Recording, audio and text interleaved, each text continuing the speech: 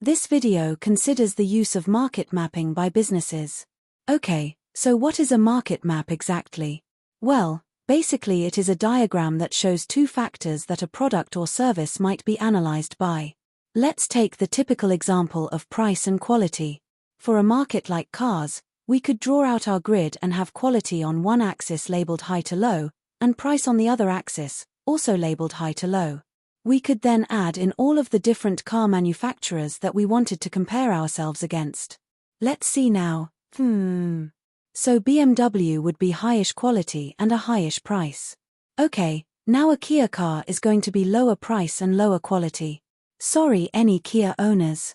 By then looking at the finished diagram with all of the car manufacturers now added, we can use this to help us identify any gaps in the market that have not yet been filled.